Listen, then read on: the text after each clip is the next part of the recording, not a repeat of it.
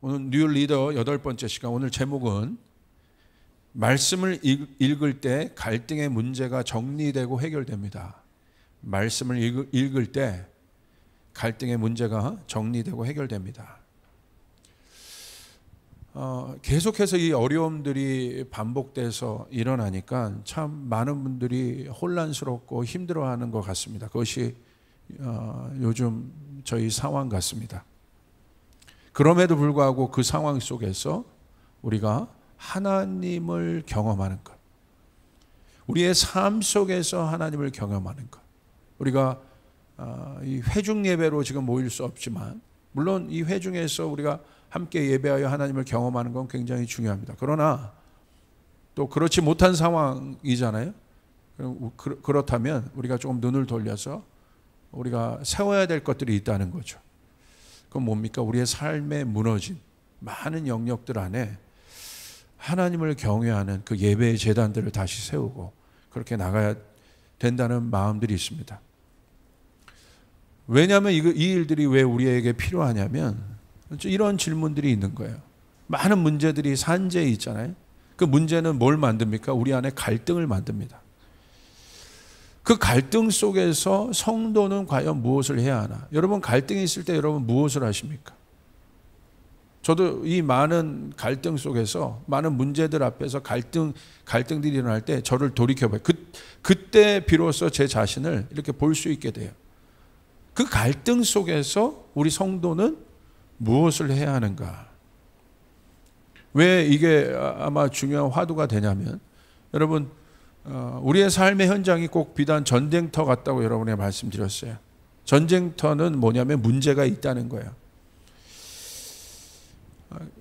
그 속에서 우리는 어떻게 해야 되느냐? 이스라엘 백성들이 이제 오늘 신명기 말씀들을 여러분에게 나누겠지만 여러분 모세가 이제 가나안 땅 약속의 땅으로 들어가는 새로운 세대를 향해서 1세대는 이미 다 죽었잖아요. 광야에서. 그 새로운 세대, 이제 전쟁하여 살아갈 수밖에 없는 그 가나안 거민들, 하나님을 대적하는 생각들로 가득한 그런 세계관으로 가득한 그 가나안 거민들과 전쟁하며 살아야 돼요. 그때 이제 이 신명기 말씀이 여러분 무엇입니까? 다시 한번 언약을 펼쳐내는 거예요. 그 속에서 너희가 어떻게 하면 이길 것이냐? 너희가 어떻게 이길 수 있느냐? 어떻게 하면 그곳에서 너희가 복을 받을 수 있느냐? 그것에 대해서 모세가 정말 이 속에서부터 막 피 끓듯이 설교하는 것이 바로 이 신명기입니다. 아주 명확하고 분명하게 얘기해요. 그래서 제가 볼 때 모세는 정말 좋은 지도자 같아요. 정말 좋은 지도자 같아요. 하나님의 말씀을 이 신명기를 통해서 여러분 쭉 한번 읽어보시길 바랍니다. 아마 여러분 또 필사도 하게 될 텐데 한번 보시길 바라요. 모세의 마음에서 한번 보시길 바라요. 모세의 백성이 지금 이스라엘 백성이 지금 처한 상황에서 모세가 왜 이 말씀을 신명기 1장서부터 여러분 마지막 장까지 구구절절하게 하나님의 말씀을 지키고 행하고 하나님의 말씀을 듣고 하나님의 말씀을 사랑하라고 하는지 여러분 모세의 심정에서 한번 여러분 한번 바라보시길 바랍니다. 이 신명기 읽으면서 제가 다시 한번 이 시즌에 느꼈던 건 뭐냐면 하나님의 말씀이 너무나 선명하다는 거예요. 하나님의 말씀이 너무나 분명하다는 거예요. 여러분 갈등의 상황 속에서 우리는 어떤 음성을 원합니까? 뭘 원합니까? 선명한 하나님의 뜻을 원하는 거예요. 그 선명한 하나님의 뜻이 있어야 우리는 바른 결정을 할 수 있어요. 바른 결정이 우리의 생각 속에서 여러분 만들어져야 우리는 어떻게 합니까? 바른 행동을 할 수 있어요. 바르게 나아갈 수 있어요. 여러분 전쟁터에서 결정 한번 잘못하면 어떻게 되겠습니까? 그냥 잘못하는 실수로 끝나는 것이 아니라 망하는 거예요. 끝나는 거예요. 그러니까 모세가 선명하게 이제 앞으로 전쟁할 이스라엘 백성들에게 그 새로운 세대들에게 여러분 너무나 강력하게 이 신명기 말씀을 여러분 설교하여 이야기한 것은 어떤 설교냐면 유언과 같은 설교예요. 유언하는 입장에서 여러분 유언이 쓸데없는 말 하겠습니까? 쓸데없는 말 1.1핵도 없는 것입니다. 너무나 분명하게 얘기하는 거예요.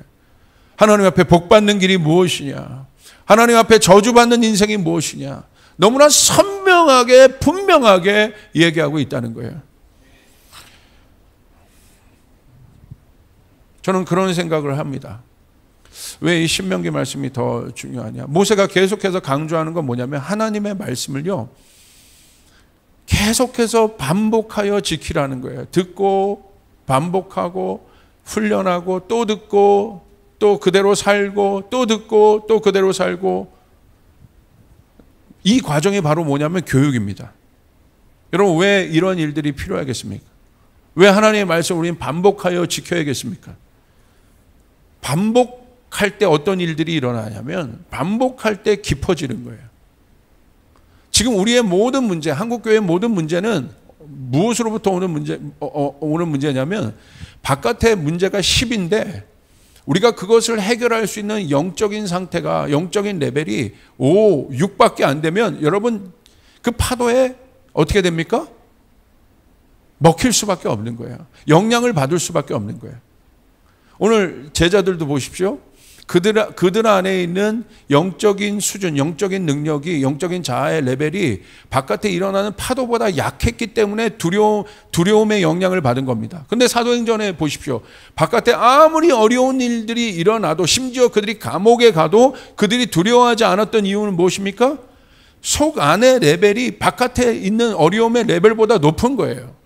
우리는 이 상태를 바로 뭐라고 하냐면 강해졌다고요. 강해진 상태라고 얘기하는 거예요.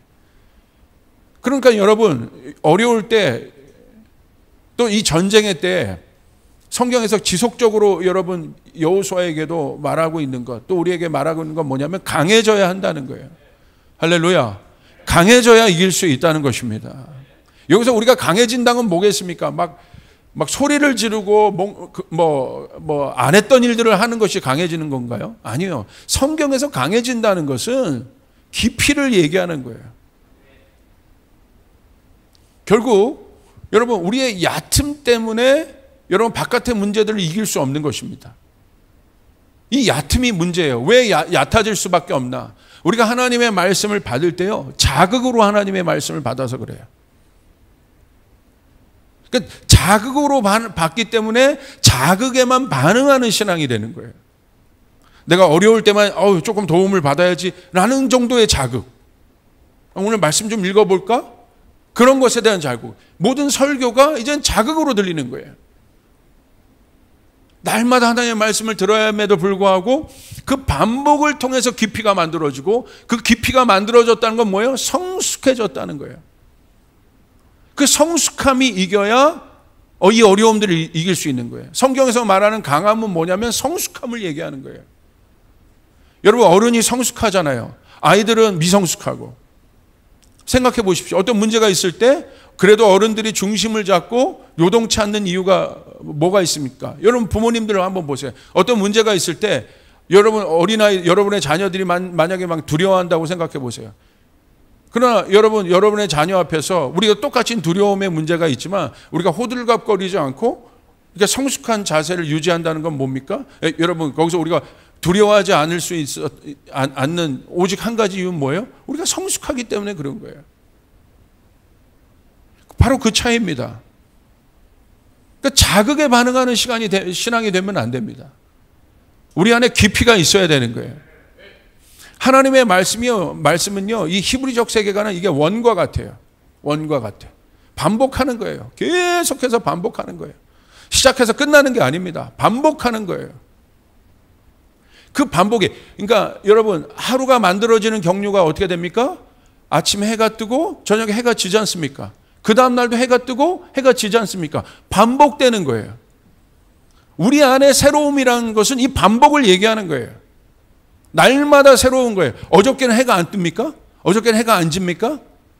아닌 거죠. 똑같은 거죠. 그러나 그 속에서, 그 반복 속에서 우리가 새로워진다고 뭘 말하는 거냐면 깊이 있게 나간다는 거예요. 하나님을 아는데 하나님을 요만큼 알았다면 하나님을 더 깊이 있는 차원에서 우리가 알게 되었다는 거예요. 그러니까 여러분, 하나님의 말씀을 우리가 반복하여 훈련하지 않으면 깊이의 단계로 들어갈 수 없습니다. 깊이의 단계로 들어가지 못하면 여러분 성숙할 수 없다는 거예요. 성숙하지 못하기 때문에, 얕기 때문에 바깥의 문제를 우리가 넘어갈 수 없는 것입니다. 이것이 중요한 거예요. 그래서 여러분 신명기 6장 4절부터 9절에 보면 이 신명기 말씀의 핵심이 그거죠. 계속해서 여러분 얘기하잖아요. 여러분 한번 봅시다. 이스라엘아 들으라. 우리 하나님 여호와는 오직 유일한 여호와시니 너는 마음을 다하고 뜻을 다하고 힘을 다하고 내 하나님 여호와를 사랑하라. 오늘 내가 내게 명하는 이 말씀을 너는 마음에 새기고 내 자녀에게 부지런히 가르치며 집에 앉아 있을 때든지 길을 갈 때든지 누워 있을 때든지 일어날 때든지 이 말씀을 강론할 것이며 너는 또 그것을 내 손목에 메어 기호를 삼으며 내 미간에 붙여 표로 삼고 또 내 집 문설주와 바깥문에 기록할지니라. 여러분 이게 이 말씀이 바로 신명기 말씀의 어떻게 보면 핵심 구절입니다. 우리 한번 정리해 봅시다. 첫 번째 어떻게 해야 됩니까? 들어야 된다. 이스라엘아 들어라. 4절 보세요. 쉐마하라는 거예요. 이게 하나님의 말씀대로 사는 사람들에게 있어서 가장 중요한 태도예요. 들어야 합니다. 쉐마는 무슨 뜻이에요? 듣고 듣는 것에 그치는 것이 아니라 반응하라는 거예요. 우리는 어떤 존재입니까? 하나님의 백성은 어떤 존재예요? 이방 백성과 다른 하나님의 백성의 차이는 뭐예요? 하나님의 말씀을 듣는 존재란 말이에요. 하나님의 말씀을 듣고 반응하는 존재란 말이에요. 이 하나님의 말씀을 듣고 반응한다는 것을 한 단어로 얘기하면 순종이라고 얘기하는 거예요. 여러분 우리 하나님의 말씀에 순종합니다. 하나님의 말씀을 판단하는 것이 아니라 하나님의 말씀을 순종합니다. 그리고 여러분 그 다음 구절, 그 다음 핵심이 뭡니까? 사랑하라고 돼 있어요. 사랑하라. 사랑은 뭡니까? 뜻을 다해서 하나님을 사랑하라고 돼 있어요. 결단을 얘기하는 거예요.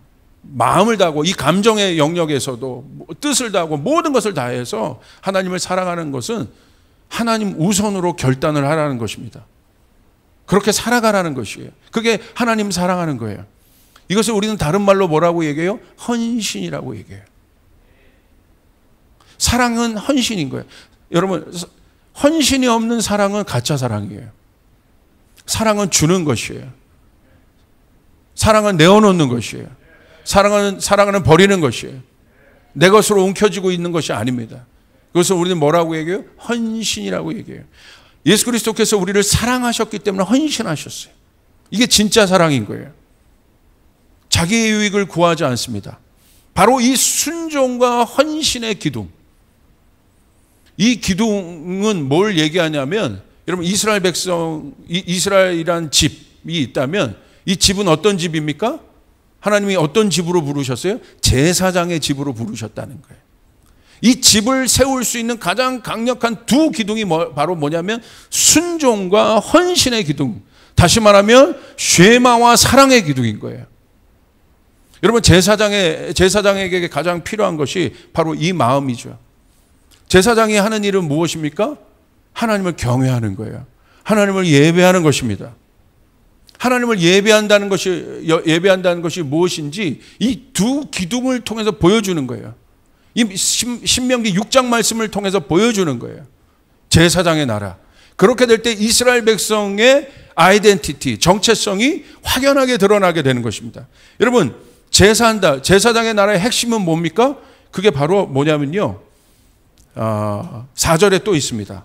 이스라엘아 들으라. 우리 하나님 여호와는 오직 유일한 여호와시다. 예배는 뭐냐면 오직 유일하신 여호와를 아는 것입니다. 그분을 경배하는 것입니다. 다른 이방 신들, 여러 신들이 아니라 오직 우리는 한 하나님을 경배하는 것이에요. 우리는 한 하나님을 예배하는 것입니다. 이게 핵심이에요. 이게 신명기 6장에 기록된 어떤 픽처리라고 보시면 돼요. 이 집의 모양이라고 보시면 돼요. 제사장 나라라는 제사장의 집, 그 안에 세워진 순종과 헌신의 기둥. 이것을 통해서 결국 이 제사장의 역할이 여러분 일어나게 되는데 그 역할은 무엇입니까? 하나님을 경외하고 유일한 하나님을 높여드리는 것. 그게 바로 십계명이죠. 하나님 말고 다른 어떤 신도 경배하지 말고 우상도 섬기지 말고 오직 한 하나님만을 경배하라는 것이에요. 그 하나님만이 우리를 책임질 수 있다는 거예요. 그 하나님만이 우리를 회복시킬 수 있다는 거예요. 그 하나님만이 우리를 구원할 수 있는 분이라는 거예요. 그 하나님만이 우리를 환난에서 건져내실 수 있는 분이라는 것이에요. 우리가 그 하나님을 알아야 되는 것이에요. 그래서 신명기의 말씀은 선명해요. 분명합니다. 너무나 선명한 이 하나님의 말씀이 얼마나 선명한지 우리가 한번 더 볼까요? 제가 이 말씀을 보면서요, 저는 이번 주에 신명기 말씀을 계속해서 그냥 읽었어요. 너무나 놀랍더라고요. 너무나 분명하더라고요. 이 어려울 때에, 이 힘든 때에, 모든 갈등 속에서 복잡해져 있을 때에 하나님의 선명한 말씀을 읽으니까 생각이 분명해져요. 선명해집니다. 갈등이 없어져요. 여러분, 갈등이 없어져야 샬롬이 임하게 되는 것입니다. 하나님의 샬롬이 임하고 기쁨이 임하게 되는 것입니다. 얼마나 분명한가 한번 보겠어요? 여러분, 신명기 11장 26절 28절 보세요. 너무나 분명해요. 우리가 같이 한번, 여기 스탭들밖에 없지만 우리 스탭들이 10,000명이 읽는 것처럼 한번 읽어보겠습니다. 시작. 내가 오늘 복과 패 두나니 너희가 만일 내가 오늘 너희에게 명하는 너희의 하나님 여호와의 명령을 들으면 복이 될 것이요, 너희가 만일 내가 오늘 너희에게 명하는 도에서 돌이켜 떠나 너희 하나님 여호와의 명령을 듣지 아니하고 본래 알지 못하는 다른 신들을 따르면 저주를 받. 여러분, 놀랍지 않습니까? 전 너무나 깜짝 놀란 거예요. 26절 보세요. 내가 오늘 복과 저주를 너희 앞에 두었다. 야, 우리 앞에 복과 저주가 있어요. 하나님이 두었다는 거예요. 그리고 복을 받을 수 있는 방법이 너무나 선명하게 나와 있어요. 27절. 너희가 만일 내가 오늘 너에게 명하는 너희 하나님 여호와의 명령을 들으면 복을 받을 것이다. 복과 저주가 우리 앞에 있습니다. 자, 여러분, 뭘 선택하겠습니까? 하나님이 복과 저주를 우리에게 두신 거예요. 그러면 똑똑한 사람이 아니라 제정신을 가진 사람은 당연히 복을 붙잡아요. 더 적나라하게 얘기해 볼까요? 좀 이게 표현이 뭐하지만 여기 빵과 똥이 있어요. 정경 간사님은 뭘 택할 거예요? 당연하죠. 여러분, 똥을 택하면 뭡니까? 정신 나간 사람인 거야. 빵 대신 똥을 택한 사람은 그때 막, 저분 이제 힘드시구나, 어려웠구나, 이제 정말 치매고, 막 이런 얘기를 하잖아. 저는 이 말씀을 보고 너무 깜짝 놀랐다. 복과 저주가 네 앞에 있다. 네 앞에 내가 두었다. 뭘 선택할 거냐? 이 단순한 말씀, 이 단순한 원리. 하나님의 말씀을 지키면 복을 받게 될 것이다.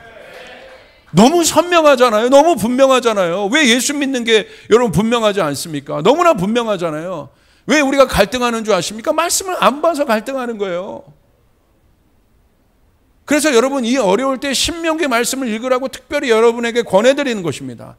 신명기 말씀은 너무나 선명해요. 모세가 피를 끓듯 설교한 거예요. 너희가 가나안 땅, 엄청나게 전쟁할 그곳에서 너희가 복받을 길이 분명한데 그것은 뭐냐면 하나님의 말씀을 지키는 것이다. 아멘. 그런데 여러분, 저주는 무엇입니까? 28절. 너희가 만일 내가 오늘 너희에게 명하는 도에서 돌이켜 떠나 너희 하나님 여호와의 명령을 듣지 아니고 본래 알지 못하는 다른 신들을 따르면 저주를 받으리라. 여러분, 하나님이 우리에게 강권적으로 복을 줄 수 있음에도 불구하고 우리에게 선택을 하게 하신 건 뭐냐면 우리를 존중하시는 겁니다. 이게 선악과 똑같은 거잖아요. 선악과를 먹지 않는다는 것은 하나님의 말씀을 지킨다는 거예요. 내 마음에 지키면서 한다는 거예요. 그러면 우리가 에덴에서 복을 받게 되는 것이. 선택권을, 자유의지를 우리에게 주신 거예요. 하나님은 여러분에게 주신 그 자유의지를 통해서, 여러분의 그 결정을 통해서 하나님은 인격적으로 여러분에게 하나님의 복들이 흘러가기를 바라고 원하시고 있는 거예요. 하나님은 여러분을 존중하시는 겁니다. 그러면 성숙한 사람은 뭐냐? 성숙하다는 것은 하나님의 말씀을 따르는 거예요. 그게 성숙한 거예요. 뭐 철학적으로, 이념적으로 뭔가를 많이 알고 있다는 것이 성숙한 것이 아니라, 성숙한 것은 뭐냐면 하나님의 말씀을 지키는 것입니다. 그게 성숙한 거예요. 여러분 보십시오. 주님께서 저주에 대해서도 분명히 얘기하잖아요. 한마디로 말하면 뭡니까? 우상을 섬기지 말라는 거예요. 우상은 무엇입니까? 다른 형상이에요. 하나님의 뜻이 아닌 욕망의 형상입니다. 누가 우상을 만듭니까? 이게 중요한 포인트죠. 누가 우상을 만들죠? 우리가 만들죠. 하나님 앞에 비워내고 내려놓지 못하는 사람이 우상을 만드는 거예요. 우상은 뭐냐면 하나님의 형상, 하나님 자신, 하나님이 있어야 할 그곳에 여러분 뭡니까? 하나님의 모양을 한 것들을 대체시켜 놓은 것. 그게 바로 우상입니다. 왜 그런 일들? 결국 왜 우상을 만듭니까? 우리 안에 있는 욕망과 야망을 비워내지 못했기 때문에. 욕망과 야망을 비워내지 못하고 욕심 그대로 살아가는 존재를 우린 뭐라고 얘기합니까? 미성숙하다고 얘기해요. 아이들 보십시오. 그냥 자기 하고 싶은 대로만 하잖아요. 내려놓지 못하잖아요. 아이들 양보하지 않잖아요. 아이들 중에서도 양보하는 아이들 보면 우린 뭐라고 얘기합니까? 와, 성숙하다. 참 얘 대단하다. 가정교육 잘 받았네. 아이들 보십시오. 그냥 땡깡 쓰잖아요. 혹시 우리 교인들에게는 그런 아이들이 없을 줄 아는데 막 백화점 같은 데 가가지고 여러분 에스컬레이터에서 제가 들어놓는 애들 많이 봤어요. 사달라고. 여러분 민망하잖아요. 그 누가 욕 먹습니까? 어머니 아버지가 욕 먹는 거예요. 그거. 그 미성숙하다는 건 미성숙한. 그러니까 내려놓지 못한다는 건 뭐냐면 미성숙하다는 거예요. 그러니까 우리가 여러분 생각할 때 하나님의 말씀을 지키고 안 지키고의 행위의 문제가 아닙니다. 이게 성숙함과 미성숙함의 차이인 거예요. 우리가 자꾸 이것을 행위적인 어떤 것들로 하나님의 말씀을 지키면 내가 복을 받고 그러지 않으면 내가 저주를 받게 될 것이다. 그런 단순 비교로 가는데 그게 아니라 그 내면의 본질은 뭐냐면 성숙하냐 그렇지 않느냐. 성숙하다는 건 뭐냐면 반복하여 하나님의 말씀을 읽고 지켜나갈 때 깊이가 만들어진다는 거예요. 할렐루야. 미성숙하다는 건 자극에 반응하여 사는 인생인 거예요. 그러니까 자극적인 것만 보면 갔다가 자극이 없으면 끝나는 거예요. 그러니까 말씀도 자극으로 자꾸 받아요. 자극으로 들어요. 뭔가 내 지성과 이성을 조금 깨우쳐주는 어떤 자극, 여기에 자극이 오면 와 내가 하나님 앞에 있는 것 같아요. 그런 것이 아니에요. 그러고 나서 또 말씀 보지 않아요. 그래서 자극을 따라 계속 살아가요. 아닌 겁니다. 그건 깊이가 없어요. 그거는 큰 파도가 오면 다 무너질 기둥들이에요. 박주현 목사님께서 이 순종에 대해서 메시지를 좀 보내주셨는데 긴 메시지인데 그 한 부분을 제가 좀 소개시켜 드릴게요. 제가 읽어드릴게요. 영적으로 성숙하지 않는 사람은 예수님의 삶을 따라갈 수 없습니다. 두려움이 있고 겁먹고 쓴마음을 가지고 있고 상처에 붙잡혀 있다면 하나님의 말씀에 순종하는 삶을 살 수 없습니다. 예를 들어 제가 재정적으로 여러분에게 콜링할 수 있습니다. 하나님 나라를 위해서 우리에게 맡기신 사명을 이루기 위해 여러분에게 헌신하라고 도전할 수 있습니다. 이 말을 듣고 정말 큰 압박을 느끼고 부담스럽게 생각할 사람들이 있습니다. 왜 그런지 아십니까? 돈에 붙잡혀 있는 것입니다. 재정에 대한 자유함이 없는 것입니다. 나가야 할 돈이 먼저 생각나고 써야 할 돈, 모아야 할 돈 때문에 선뜻 헌신하지 못하는 것입니다. 그렇기 때문에 드릴 수 있는 기회가 생겨도 부담스러운 것이고 헌신을 해도 지키지 못하는 것입니다. 결국 이 갈등 가운데 어디에 순종할까요? 여러분이 정말 섬기는 쪽에 순종하는 것입니다. 너무나 분명하죠? 내가 섬기는 쪽에 순종하게 된다. 역시 박주현 목사님 센 메시지입니다. 할렐루야. 다시 한번 강조합니다. 이건 제 메시지가 아니었음을 여러분에게 선포합니다. 너무나 분명한, 너무나 명확하잖아요. 그러니까 내가 이것을 행하고 안 행하고의 문제로 그런 1차원적으로 자꾸 받아들이니까 여러분 우리 안에 동기부여가 되지 않는 거예요. 결국 성숙함의 차이, 깊이 있는 곳으로 나가느냐의 차이인 거죠. 여러분 그 단계입니다. 지난주 우리 프레시 윈드 지지난주 우리 집회할 때 참 감동적인 순간이 있었어요. 김용희 선교사님이 얼마나 열정적으로 말씀을 전해주셨습니까? 그 김용희 선교사님이 평생 복음을 전한 분 아니겠습니까? 이 김용희 선교사님이 예배 말씀이 끝나고 제 방으로 들어가시더니 갑자기 방에 들어서자마자 제 손을 잡고 막 오열을 하시는 거예요. 우시는 거예요. 너무너무 깜짝 놀랐어요. 왜 그러실까? 왜 그러실까? 그러면서 저한테 그랬어요. 목사님 미안합니다. 왜요 선교사님? 평생을 이분을 복음을 위하여 산 분 아닙니까? 우리 선배들이 잘못해서 미안합니다. 우리 선배들이 잘못해서 미안합니다. 여러분 그 미안하다고 얘기하시는데요. 제 무릎이요. 제가 한창 후배지 않습니까? 제 무릎이 그냥 꿇렸어요. 김용희 선교사님이 어떤 논리적인 말씀으로, 이성적인 말씀으로, 그러니까 우리는 이렇게 해야 되고 이렇게 해야 되고 저렇게 해야 되고 이렇게 해서 우리는 돌파해야 됩니다. 목사님 어떻게 생각하십니까? 그렇게 하면 제 안에 어떤 마음이 일어나요?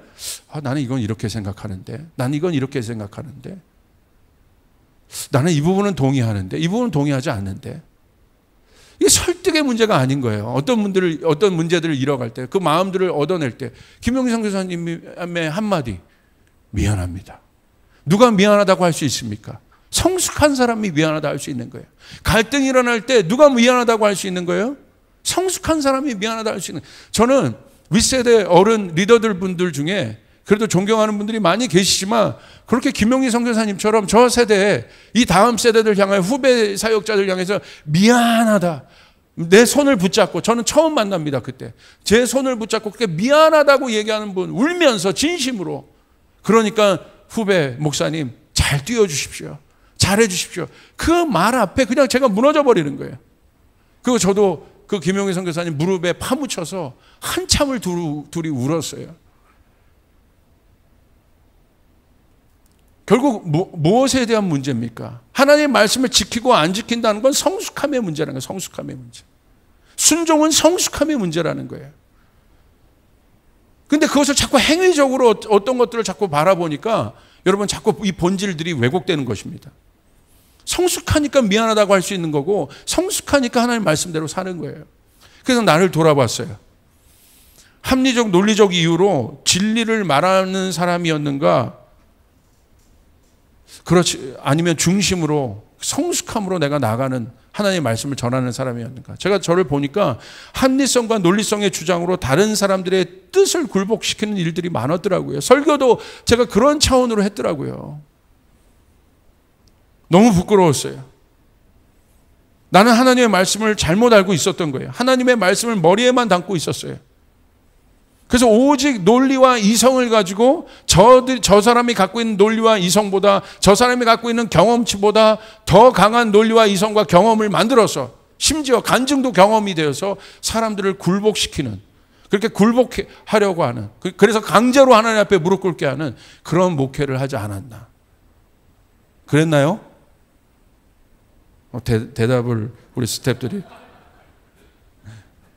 제가 너무나 저를 돌아봤어요. 성숙함의 마음의 그릇에 하나님의 마음을 담지 못했어요. 어느 날 저희 큰딸이랑 얘기를 하는데, 저희 큰딸이 저를 닮아서 굉장히 논리적이에요. 이성적이고.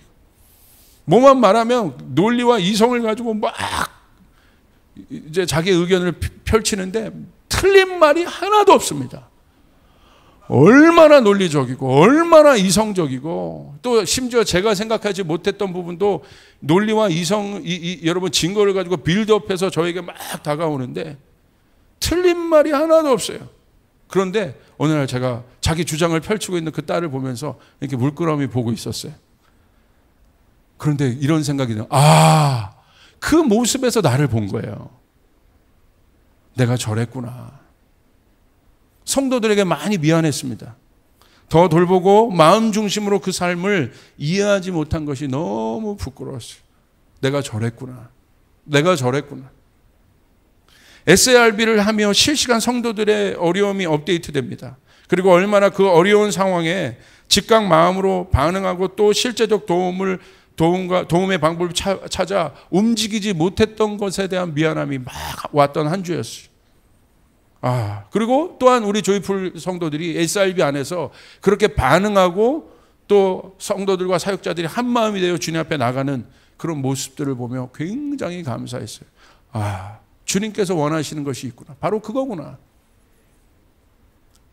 여러분, 망설일 이유가 없습니다. 복을 선택하는 인생이 현명한 것입니다.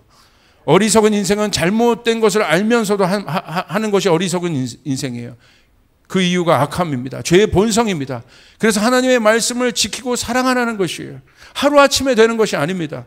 하나님을 날마다 경험하는 인생이 되어야 합니다. 아멘. 여러분, 한 말씀만 좀 더 보고 오늘 말씀을 마치겠습니다. 하나님의 말씀을 듣고 순종하여 헌신하는 삶, 이게 바로 결국 하나님을 경외하는 삶이에요. 신명기 11장 8절부터 15절에 보면, 신명기 전체가 그런 말씀이지만 좀 여러분 이 신명기 11장 8절부터 15절 좀 주목해서 한번 보시길 바랍니다. 8절 보세요. 그러므로 너희는 내가 오늘 너에게 명한 모든 명령을 지키라. 계속 반복하잖아요. 그리하면 너희가 강성할 것이요 너희가 건너가 차지할 땅에 들어가서 그것을 차지하게 될 것이다. 선명하지 않습니까? 성경에서 보세요. 성경 보세요. 강한 사람은 누굽니까? 강한 사람은 누굽니까? 막 40일 금식하는 사람, 뭐 그런 사람이 강한 사람이에요? 막 통성기도 크게 하는 사람, 데시벨을 높이는 사람이 강한 사람이에요? 막 방언기도 하고 은사적으로 나가는 사람이 강한 사람이에요? 오늘 성경을 보세요. 말씀대로 정의해 보세요. 강한 사람은 누굽니까? 하나님의 말씀을 지키는 사람이에요. 하나님의 말씀을 지키는 사람이 강한 사람이라고 성경은 이야기하고 있어요. 놀라운 약속입니다. 여러분, 강성해야 이길 수 있습니다. 전쟁의 때입니다. 약해지면 안 됩니다. 그래서 여호수아에게 강하고 담대하라. 강해져라. 우리 조이풀 성도들 강해지길 바랍니다. 강해질 수 있는 사람, 강한 사람이 되려면 어떻게 해야 돼요? 다시 강철 부대에 재입대하는 게 아니에요. 강한 사람이 되려면 하나님의 말씀을 지켜 행하는 것이 강한 사람. 그렇게 될 때 우리는 강해진다는 거예요. 우리의 영이 강해진다는 것은 뭐냐면 이게 추상적으로 여러분 생각하지 마세요. 우리의 영이 강한 영을 갖는다는 건 뭐냐면 우리의 삶이 강해진다는 거예요. 삶의 마귀가 역사할 공간이 없게 된다는 것입니다. 강성한 사람이 결국 땅을 차지하게 됩니다. 우리의 삶이 바뀌어야 하나님 나라가 실제가 됩니다. 여러분, 하나님의 말씀은 우리의 삶을 바꿉니다. 우리의 땅을 바꿉니다. 여러분, 이것을 명심하시길 바랍니다. 그다음에 두 번째 보세요. 10절을 보세요. 여호와께서 돌보아 주시는 땅이 있어요. 그 사람, 하나님의 말씀을 지키는 사람은 강한 사람이고 또 그 사람이 받는 유익은 무엇입니까? 자, 9절 제가부터 한번 읽어볼게요. 또 여호와께서 너희의 조상들에게 맹세하여 그들과 그들의 후손에게 주리라고 하신 땅, 곧 젖과 꿀이 흐르는 땅에서 너희의 날이 장구하리라. 어마어마한 축복이죠. 10절, 내가 들어가 차지하려 하는 하는 땅은 내가 나온 애굽 땅 같지 아니하리니 거기에는 너희가 파종한 후에 발로 물대기를 채소밭에 댄과 같이 하였거니와 11절, 너희가 건너가서 차지할 땅은 산과 골짜기가 있어서 하늘에서 내리는 비를 흡수하는 땅이요 12절, 내 하나님 여호와께서 돌보아 주시는 땅이라. 할렐루야. 어떤 땅입니까? 하나님의 말씀을 지키며 행하는 자가 받는 땅의 축복은 뭐예요? 어떤 땅이에요? 어떻게 비교해요? 애굽의 땅과 비교하는 거예요. 애굽의 땅은 어떤 땅입니까? 10절, 애굽의 땅과 같지 아니하리니, 명확하게 비교합니다. 거기에는 너희가 파종한 후에 발로 물대기를 채소밭에 댄과 같이 하였거니와. 그러니까 여러분 그 어려운 광야와 같은 그 땅에, 중동 땅에 여러분 농사에 여러분 수확의 어떤 그 관건은, 풍년과 흉년의 관건은 뭐냐면 비가 오느냐, 물이 제대로 됐느냐 안 됐느냐에 대한 문제. 마른 땅에서, 여러분 황폐한 땅에서 좋은 것들이 나올 수 없죠. 그러니까 애굽에서는 어떻게 합니까? 자기 노력으로 물을 댄 거예요. 그 땅과 같지 않다. 내 노력만큼 사는 인생이 아니라는 거예요.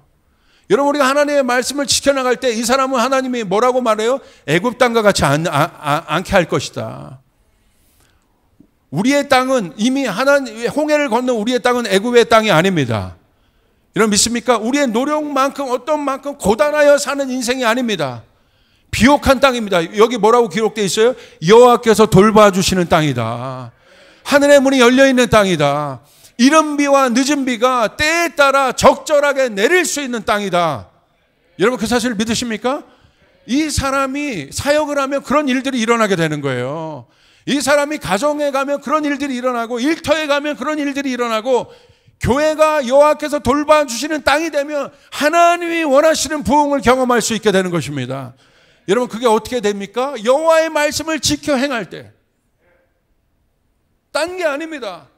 좋은 땅이 되는 것. 여호와께서 돌봐주시는 어마어마한 은혜. 여러분 어려울 때, 힘들 때 여러분 어떻게 하겠습니까? 내 능력치를 넘어선 갈등의 문제가 일어날 때 어떻게 하겠습니까? 여호와의 돌봄이 있어야 합니다. 여호와의 돌봄이 있어야 되는 것이에요. 내 노력만큼, 내 노력으로 물을 댈 수 없을 때 어떻게 할 거냐는 거예요. 내 노력으로 물을 댈 수 없을 때 우리는 여호와께서 돌봐주시는 땅의 축복을 받아야 되는 것이에요. 바로 그 비결이 무엇입니까? 하나님의 말씀을 지켜 행하는, 하나님의 말씀을 지켜 행하는. 여러분, 그게 바로 신명기 11장 11절, 너희가 건너가서 차지할 땅은 산과 골짜기가 있어서 하늘에서 내리는 비를 흡수하는 땅이다. 이게 바로 여호와께서 돌봐주시는 땅입니다. 여러분, 그 사실을 여러분 기억하시길 바랍니다. 이게 가장 큰 은혜예요. 그래서 신명기 11장 13절 15절에 이렇게 기록되어 있는, 그것을 위해서 내가 오늘 너희에게 명하는 내 명령을 너희가 만일 청종하고 너희 하나님 여호와를 사랑하라, 마음을 다하고 뜻을 다하여 섬기면 여호와께서 너희의 땅에 이른 비 늦은 비를 적당한 때에 내리시리니 너희가 곡식과 포도주와 기름을 얻을 것이요 또 가축을 위하여 들에 풀이 나게 하시리니 내가 먹고 배부를 것이며. 할렐루야. 이 일들이 일어나기를 주님의 이름으로 축복합니다. 그러므로 우리는 하나님의 말씀을 기록해야 합니다. 하나님의 말씀을 여러분 날마다 우리의 삶 가운데 기록해야 합니다. 우리의 마음에 기록해야 합니다. 신명기 11장 16절부터 21절 보십시오. 너희가 스스로 삼가라. 두렵건대 마음에 미혹하여 돌이켜 다른 신들을 섬기며 그것에게 절함으로. 왜 마음에 미혹이 듭니까? 너무나 명확해요. 그 이유도 17절. 여호와께서 너에게 진노하사 하늘을 닫아 비를 내리지 아니하며 땅에 소산을 내지 않게 하심으로 너희가 여호와께서 주신 아름다운 땅에서 속히 멸망할까 하노라. 왜 그러냐면 하나님의 말씀이 없기 때문에. 하나님의 말씀이 없으면 세상 것들이 커 보이는 거예요. 미혹당하는 거예요. 그래서 여러분 어떻게 하라고 나와 있습니까? 그렇게 될 때 하늘이 닫아 비가 내리지 않으면 결국 어떤 땅이 돼요? 소산을 낼 수 없는 땅. 열심히 하나님 앞에 내가 뭔가 행위하고 노력하는데 소산을 얻을 수 없는 땅. 내가 내 자녀를 위하여 열심히 노력하는데 아무 소산을 자녀에게 볼 수 없는, 열매가 없는 땅. 소산이 없는 땅은 어떤 땅입니까? 죽은 땅이라는 거예요. 여러분에게 하나님께서 우리에게 말씀하십니다. 네가 내 말을 듣고 청중하면 네가 경작하는 모든 땅에서 소산이 있을 것이다. 할렐루야. 소산이 없는 건 죽은 땅이라는 거예요. 주께서 우리를 어떤 땅으로 만드셨습니까? 새 땅으로 만드셨습니다. 애굽의 땅이 아닙니다. 우린 변화된 약속의 땅이 우리 안에 있습니다. 그럼 우리가 주님의 약속의 땅입니다. 그러므로 여러분의 삶, 그 약속의 땅인 여러분이 실제 여러분이 발을 딛고 있는 이 땅은 어떤 땅이 됩니까? 복의 땅이 되는 것이에요. 축복의 땅이 되는 거예요. 오늘 예수님의 이름으로 명합니다. 여러분의 땅 가운데, 여러분이 있는 영역 가운데 소산이 있기를 축복합니다. 소산이 없었던 모든 이유를 이제 아시겠습니까? 하나님의 말씀을 날마다 지켜 행하지 않기 때문에 미혹이 있는 것입니다. 그러므로 18절부터 보세요. 이러므로 너희는 나의 이 말을 너희의 마음과 뜻에 두고 또 그것을 너희의 손목에 메어 기호를 삼고 너희 미간에 붙여 표를 삼으며 또 그것을 너희의 자녀에게 가르치며 집에 앉아 있을 때이든지 길을 갈 때이든지 누워 있을 때이든지 일어날 때이든지 이 말씀을 강론하고, 길을 갈 때든지 누워 있을 때든지 일어날 때 이 말씀을 강론하는 건 뭐냐면 이것은 우리의 인생을 보여주는 거예요. 누워 있을 때도 있고 길을 걸어갈 때도 있고 일어날 때도 있고, 이게 우리의 인생을 보여주는 거예요. 그 평생 우리가 살아갈 동안 하나님의 말씀을 지키고 듣고 여러분 기록하게 될 때, 여러분 20절 또 내 집 문설주와 바깥문에 기록하라. 그리하면 여호와께서 너희 조상들에게 주리라고 맹세하신 땅에서 너희의 날과 너희의 자녀의 날이 많아서 하늘이 땅을 덮는 날과 같으리라. 할렐루야. 하늘이 땅을 덮는 그 축복, 그 은혜의 축복이 이 어려울 때 여러분 가운데 있기를 바랍니다. 그러므로 하나님의 말씀을 지키시길 바랍니다.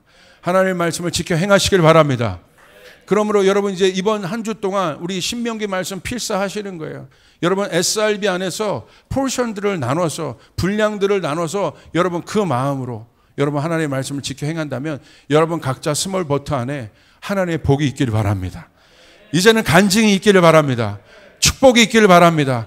여러분의 스몰 버트 안에, SRB 안에 여러분 축복의 소식이 가득하길 바랍니다. 하나님의 기적을 경험하는 여러분 한 주가 되시길 바랍니다.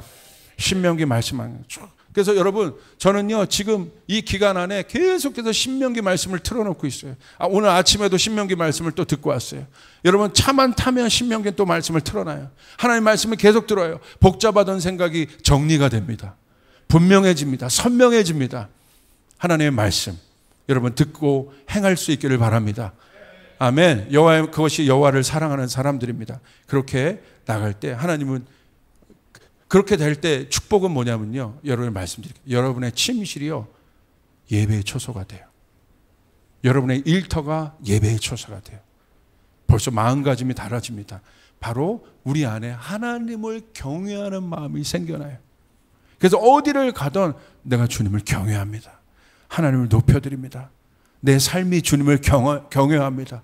내 생각 속에서 내 생각이 하나님을 경외하는 생각으로 가득하게 됩니다. 여러분의 생각과 마음에 하나님의 말씀을 채우시길 바랍니다. 그래서 그 하나님을 경외하는 영이 있을 때 진짜 기뻐할 수 있고 여러분이 있는 모든 처소가 여러분의 운전하는 그곳이 하나님의 임재의 장소가 됨을 믿으시길 바랍니다. 기도하겠습니다. 하나님, 오염된 우리의 생각들을 주께서 깨끗하게 하여 주시옵소서. 하나님의 말씀을 채우게 도와주시옵소서.